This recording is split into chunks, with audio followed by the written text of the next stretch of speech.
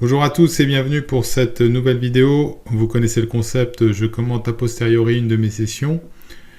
Aujourd'hui, dernière vidéo en NL100 avant d'attaquer la 200 zoom sur PokerStar. Let's go. Je tente un petit deal jackpot, apparemment au-dessus de 100K, ça devient EV+, de tenter sa chance.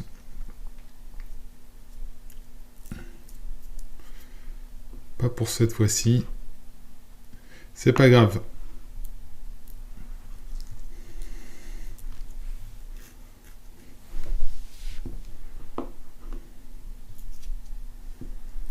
Donc je call paire de 6 en big blind.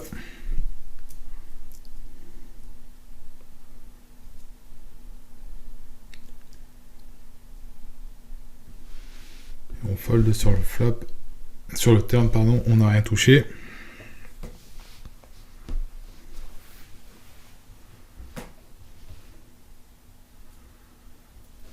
Sur As-As Valet, je décide de ces bêtes petits. C'est pas mal pour lui faire folder de temps en temps parfois même des mains supérieures, genre 7-7 de temps en temps.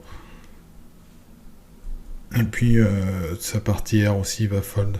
Donc je préfère ces bêtes dès le flop plutôt que de lui donner un peu trop d'équité sur turn river.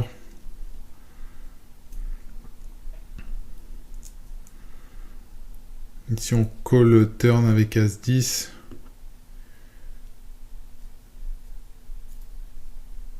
Et puis on fold de river sur son deuxième barrel.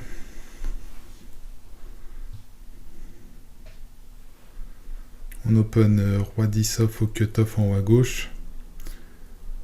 En haut à droite, et donc bet, on décide de call. Sur le turn, on pourrait raise. J'hésite à le faire parce qu'on a d'excellents bloqueurs.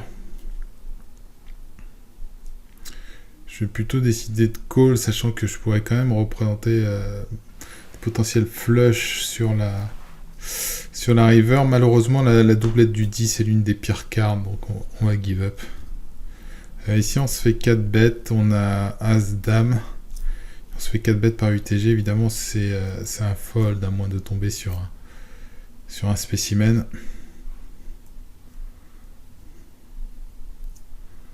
On a défendu 7 et 8, on va call une fois.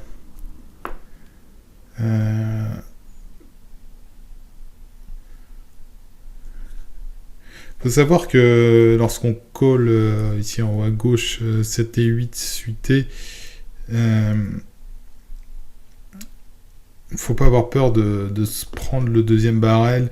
En fait, en termes de GTO, ce qui va nous permettre d'équilibrer, c'est justement par exemple d'avoir des flush draws assez fortes. Par exemple, je sais pas, si on avait une main comme As Valet de cœur, As Dame de cœur, ben, le check call flop et check call éventuellement turn, c'est une bonne manière de protéger ses mains, parce que effectivement, si on n'a que des mains weak, faibles, et qu'on check raise tous ces draws, ben on arrive sur une turn en l'occurrence le 2 de pique, où on va être particulièrement face up et exploitable. Si on décide de ne pas transformer en bluff, je pense qu'il y a peut-être une EV intéressante, vu le profil qui est assez agressif. Bon, là on voit l'agression factor de 4. Je pense que très souvent, s'il avait un flush draw, il aurait double barrel. S'il avait un roi, il aurait double barrel. Là, il va avoir une partie de R et une partie de main avec de la showdown value. Donc transformer notre main en bluff en misant pratiquement le pot, par exemple river, lui rendra un call assez compliqué.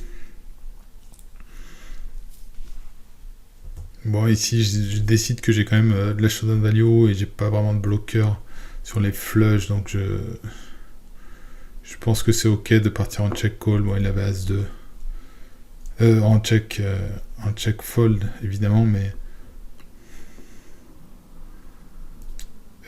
ouais, il avait As-2, donc on gagne ce coup. Mais transformer sa main en bluff river ne m'aurait pas non plus dérangé.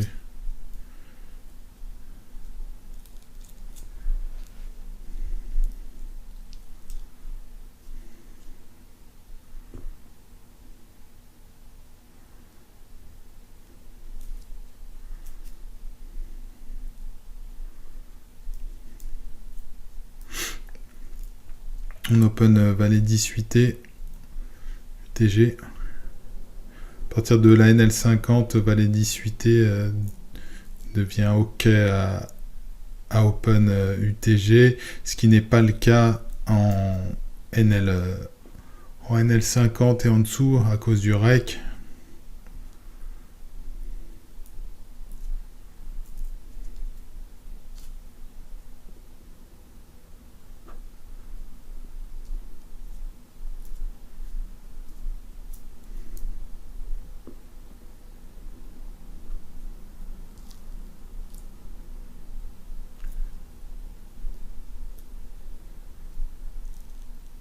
En bas, on touche le brelan dans un pot 3 bêtes sur la river. En haut à gauche, je vais juste remettre un peu avant pour que les explications soient bien synchro.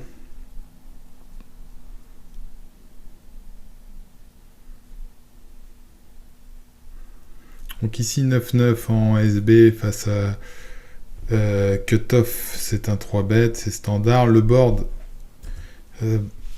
avec 7 de pique, 4 de pique et valet de trèfle, c'est un board qui connecte énormément la range de call la range du joueur qui call le 3 bêtes.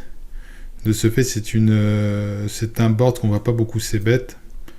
On va partir en check call, en check raise ou en check fold. C'est un peu la GTO ici 9-9, je pars dans l'optique de check call une fois. Sur l'As qui est plutôt bon pour notre range. Après, lui, il a également des As strong dans sa range de call qui peut check back, typiquement peut-être des As-Dame, des As-10. Et là, on touche Broland 9 river. On décide de check parce qu'il va souvent se mettre à bet justement son As river. Il y a une partie de bluff aussi qui peut bet.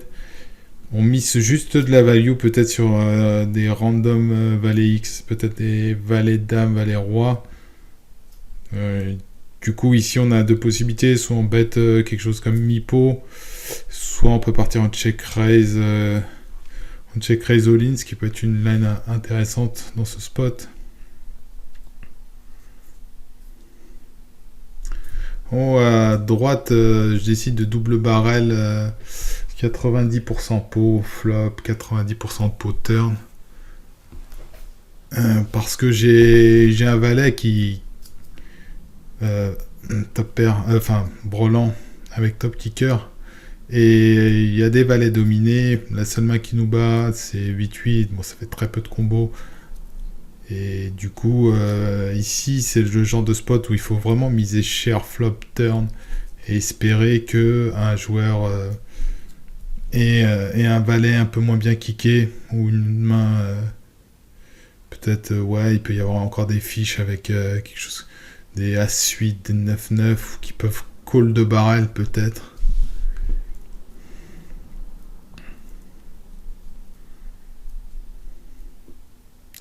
Il a call le deuxième barrel et là je vais mettre all-in. All-in et le fait d'avoir misé cher flop et turn, il a juste un léger overbet river. En bas, il avait Assas. Gros méchant setup pour nous.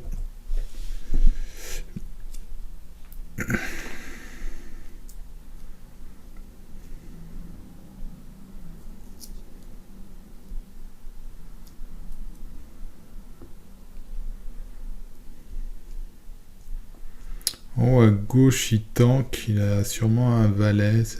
C'est ce que je me dis à ce moment du coup.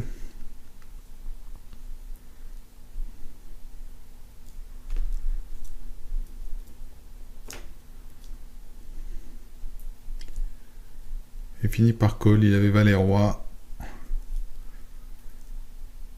C'est la difficulté de jouer ce genre de main hors de position dans des multi-way.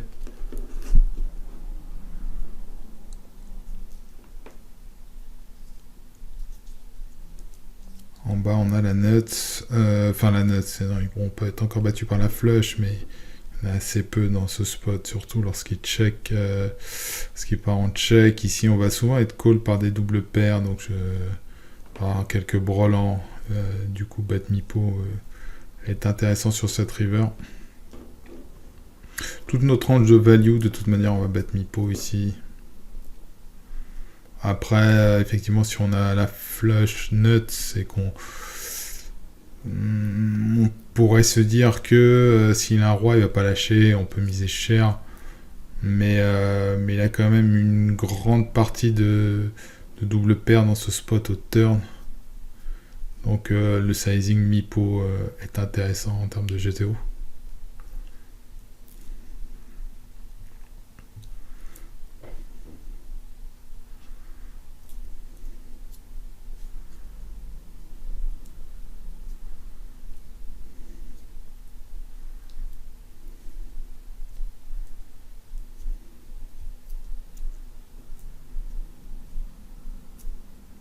Si on se fait 3 bêtes avec 10 et 7 suités, on décide de fold. Standard.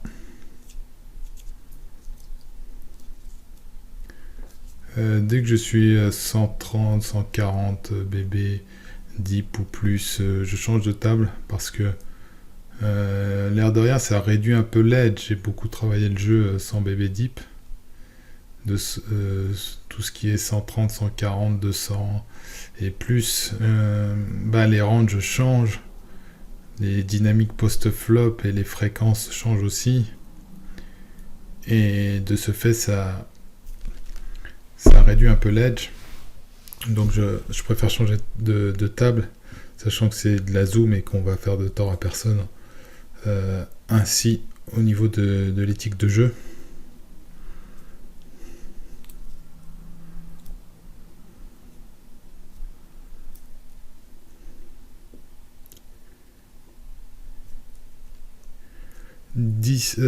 On se fait 3 bêtes à 10.5 BB, on décide de call avec 3-3, on arrive sur un flop 4-7-4. Il y a plusieurs facteurs à prendre en compte dans cette main. C'est que on a une main qui, notre 3-3, on ne pourra pas encaisser les barrels. Notre main, c'est soit un fold, soit un raise. La majorité du temps, on va fold. Par contre, on peut raise de temps en temps parce que dans la range de SB ici, il y a quand même pas mal de Broadway et qui n'ont pas favorablement touché ce board. Sachant que nous, lorsqu'on raise ici, on peut très bien avoir quelques flush draw et certains 4 et des bluffs ou semi-bluffs avec des mains qui ont un petit peu d'équité mais qui seront trop faibles pour call, mais qui peuvent encore battre des mains comme As-Dame par exemple. Donc ici je décide de raise petit. Il n'y a pas besoin de faire cher parce que on a quand même pas mal de fold d'équité sur une partie de son range, et en termes de risk reward c'est pas mal. Donc il met 10, je raise à 21,86. La turn est assez terrible parce que le roi est beaucoup plus dans son range que le nôtre.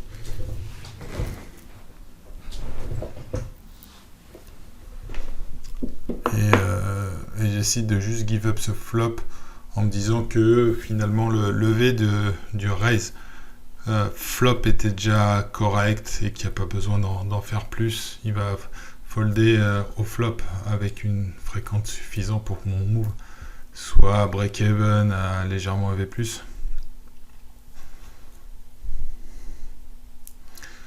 Il faut savoir reconnaître certaines situations qui sont EV+, mais comment dire, juste sur une street. Si, il n'y a pas besoin de continuer à s'entêter, à continuer de bluff turn river. On prend juste le V qu'il y avait sur le flop à raise, et puis ça passe pas, tant pis. Au final, ça revient pas très cher. À droite, on 3 bet 6, 7, 8T.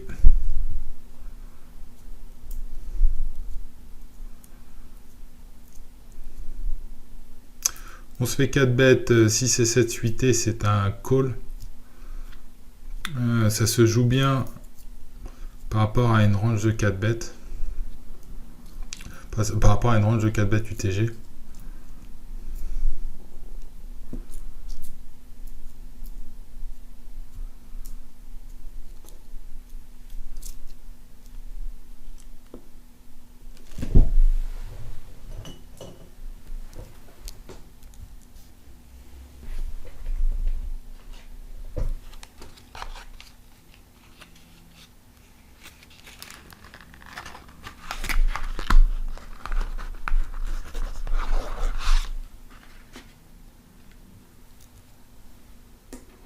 On part en check call avec le As-10.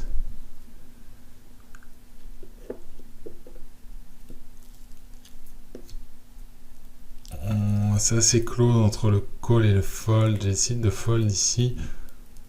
Mais dans les faits, les ranges sont tellement larges SBBB qu'on va call quand même une bonne partie du temps. Après, ça, c'est un peu profil dépendant, le choix de fold. Disons que sans info, c'est plutôt un fold. Si on sait que vilain peut être un peu plus light dans ce genre de spot, c'est un call. Ouais, dans les faits, dans la pratique, on va dire que c'est 50% call, 50% fold. Même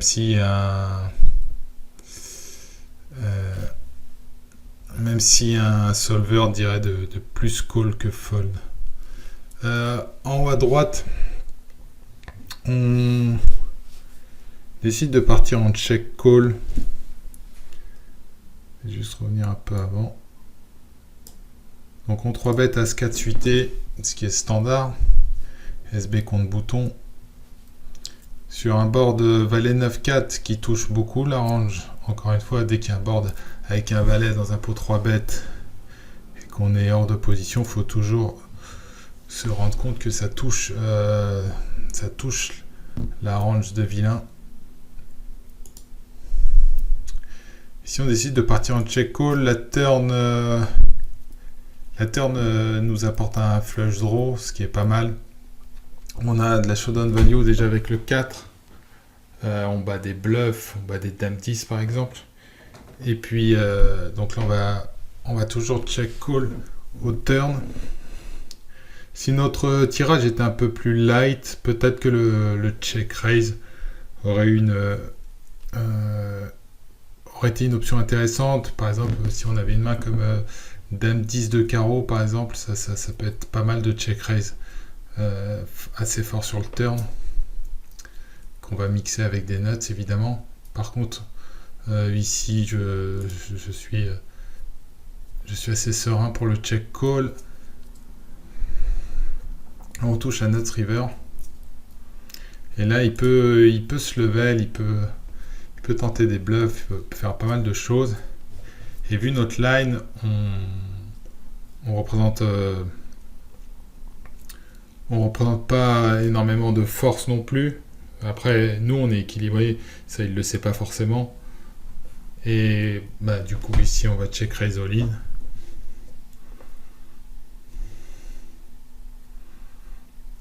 Il avait double paire et il a snap call. En bas, on a call le 4 bet face à un short stack. Et on part en check raise all in. Il décide de fold.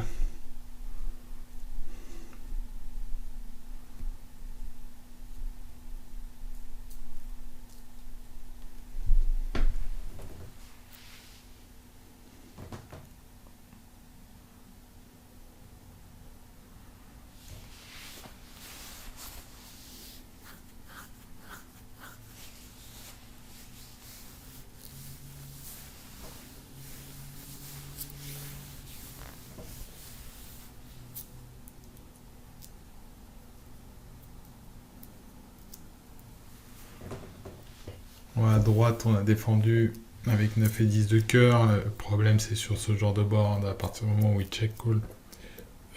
Enfin, qu'il double check, il a souvent de l'équité. Sinon, il aurait transformé sa main en bluff. Du coup, il faut de temps en temps give up des spots. Et c'est pas grave. C'est pas là-dessus qu'on perd de l'argent.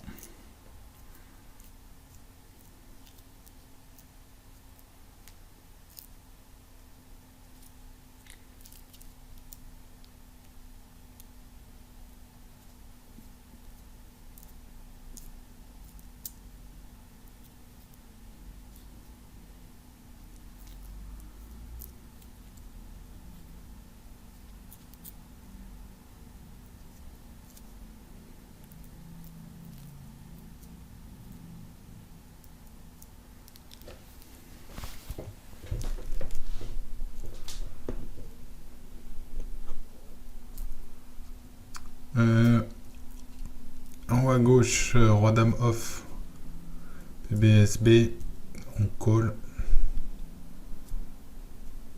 Sur 3-5-5, c'est un board qui contient une doublette et qui est assez basse. Ce sont des bons boards à raise en bluff.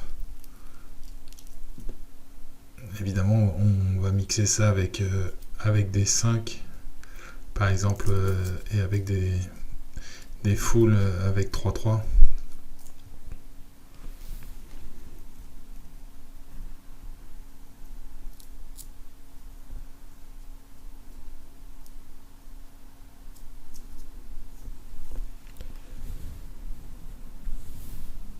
C'est bien également, avec l'exemple de Roi-Dame, d'avoir des outs un peu clean lorsqu'on touche et 2 high cards, c'est pas mal. 2 high cards ou des backdoor ou high card plus backdoor, c'est intéressant. Plutôt que de faire des bluffs en n'ayant aucune possibilité d'amélioration. Ça rajoute toujours un peu de V. Faut savoir que la range de SB va être très large et dans ce spot, il n'y aura pas énormément de 5. Enfin si, il y aura des 5, mais c'est pas une grosse partie de son range.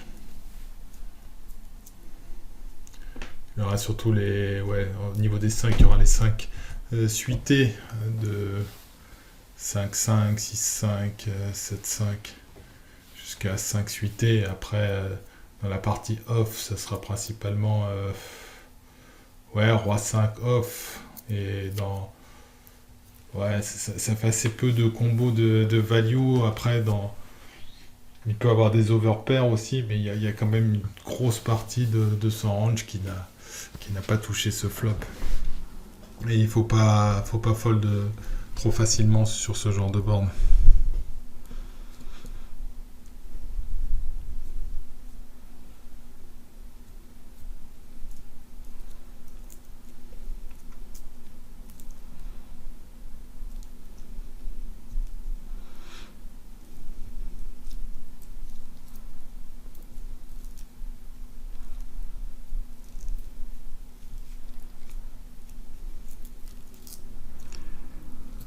En bas, on n'a absolument rien. On a 3 bêtes, as valet suité, on n'a rien touché. Ici, on part pour un abandon, c'est pas grave. Il faut au moins continuer en ayant des backdoors, quelque chose. Là, si on n'a absolument rien, c'est pas grave. On a déjà réalisé. On gagne déjà de l'argent les fois où il y a fold de pré-flop, donc c'est pas grave de fold lorsqu'on a complètement miss les boards dans les pots 3 bêtes. Et je vois trop de joueurs qui s'ébêtent auto et qui au final vont perdre une tonne en faisant ce genre de choses.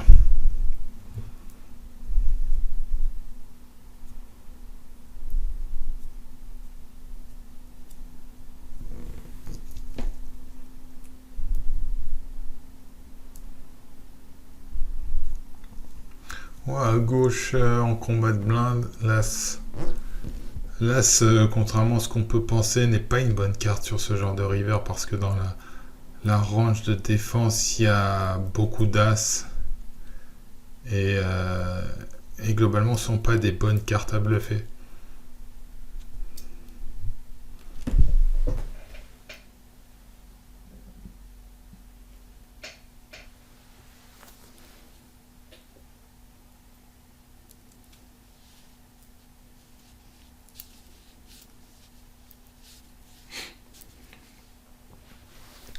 Si on a 3 bêtes, roi, dame, on a,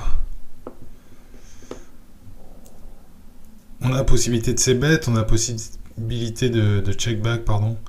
Euh, J'aime bien le check back parce qu'au final, on peut le faire aussi avec des mains qui ont de la showdown value, quelques As-X, des rois X, et de ce fait, on sera pas vraiment exploité.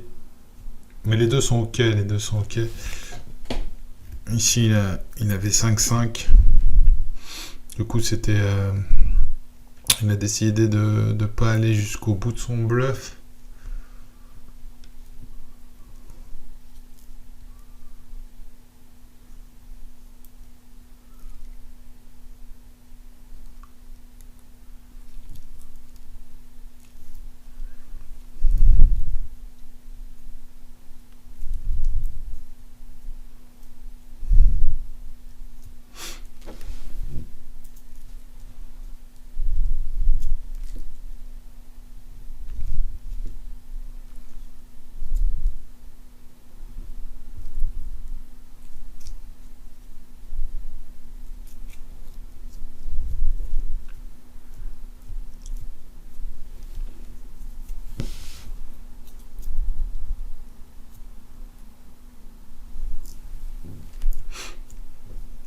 Dame 10 en haut à gauche.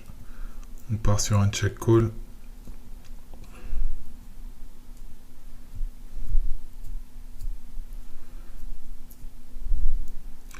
On 3 bêtes As 4 suité. On décide de check back. C'est bien d'avoir une partie de ces As-X en check back et même en double check flop et turn. Ça évite de se faire exploiter par des bluffs, voire des overbet river. Et on peut récupérer aussi quelques bluffs s'il a absolument rien river, il peut être tenté de faire un move. En particulier s'il a des Broadway, je dirais par exemple roi dame, roi valet, il peut se dire qu'il a des bloqueurs sur une partie des as qui 3 bêtes et tenter de bluff. Donc là on call et voilà, par exemple un bon exemple, il y avait roi dame. Je pense que par contre au niveau du sizing qu'il emploie, on va call assez loose et qu'on n'aurait pas fold une paire face à un overbet. La décision est un peu plus compliquée. De ce fait, c'est pour ça que c'est bien d'avoir des bons bluff catchers comme c'était le cas avec notre As-4 ici, pour pouvoir call les overbets.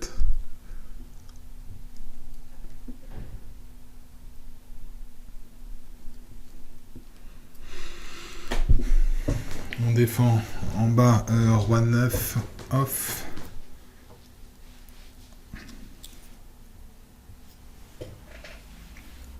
On décide de check call le flop.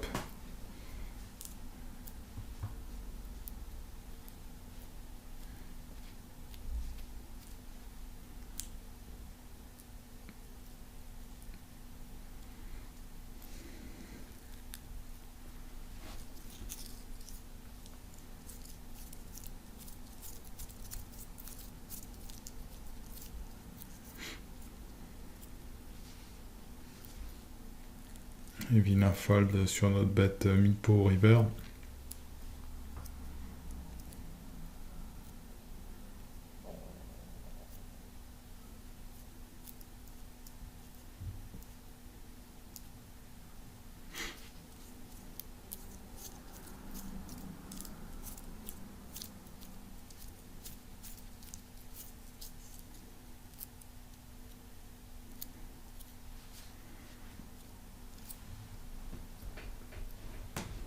En haut, on a roi 9, en haut à droite, roi 9. Évidemment, on va essayer d'extraire deux barrels de value, turn river. La doublette du 4 est une bonne carte pour nous. Il a souvent des bluff catch et au final, bon, il peut avoir aussi quelques 4 qui traînent, mais bon, on est devant une grosse partie de son range. Donc on va encore bet river et on va essayer de se faire payer par moins bien. Un 7 ou un valet principalement.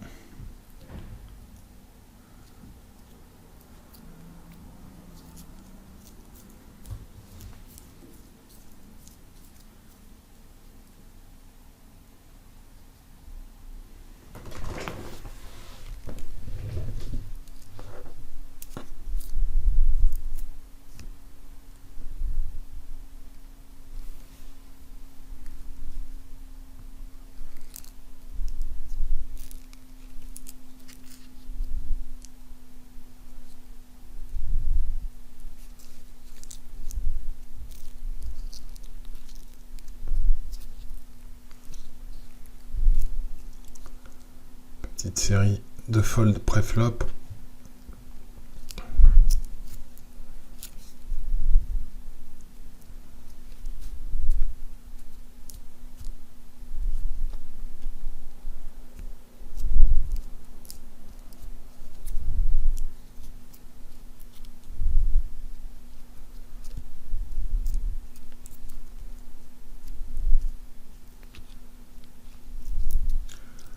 As-Roi off, évidemment, c'est un 3 bet.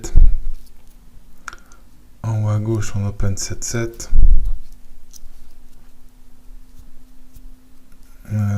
Ouais, board en haut à droite, valet. Valet suité. C'est des boards à... On peut check fold et le flop, ça me dérange pas. C'est pas dramatique.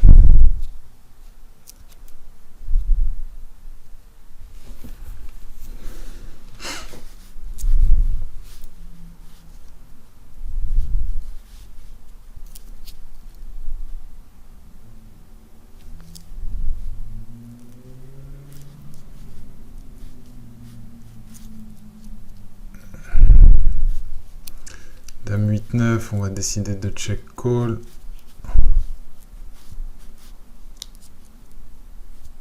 Avec valet-valet, ça gagne.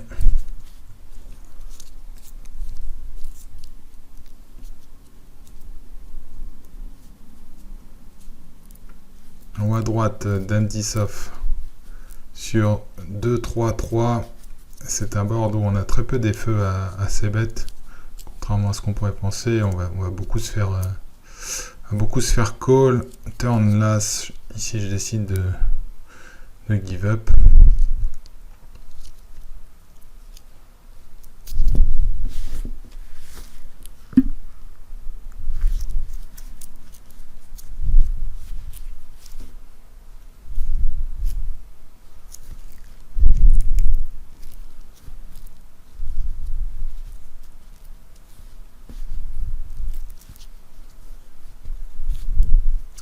Si on se fait 3 bêtes, on regarde toujours si on peut avoir quelques infos sur notre adversaire.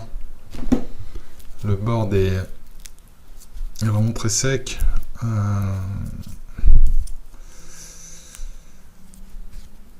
a juste une backdoor, on n'a pas ouais, avec deux overcards, c'est clairement un call. Par exemple, si j'avais eu As valet de cœur, mais juste As 4, c'est un peu léger. Je décide de fold et flop.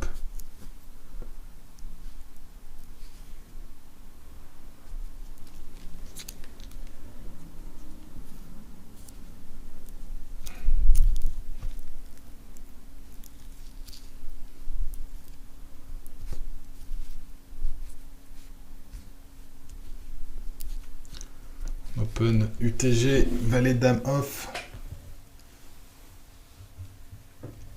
Sur 10 de 2, c'est plutôt un bon board pour nous.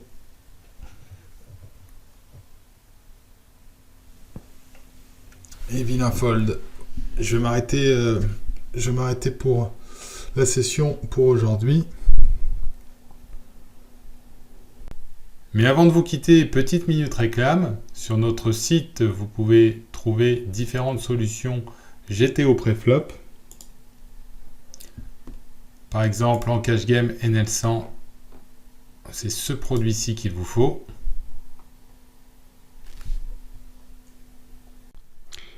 Les ranges se présentent ainsi, elles sont visualisables sur mon KeyViewer. Ce sont des arbres de solutions d'une extrême précision, puisqu'ils ont été solvés sur de très gros serveurs durant plusieurs jours, pour être plus précis sur des serveurs avec 1000 Go de RAM et un double Xeon Platinum comme processeur. Alors je vais vous donner un échantillon, faites-en bon usage.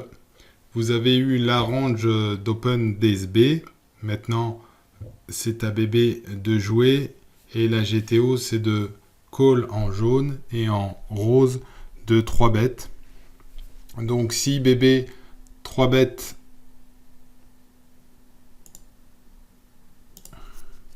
SB à son tour doit 4 bêtes avec cette range là. Voilà, j'espère que cette vidéo vous a plu.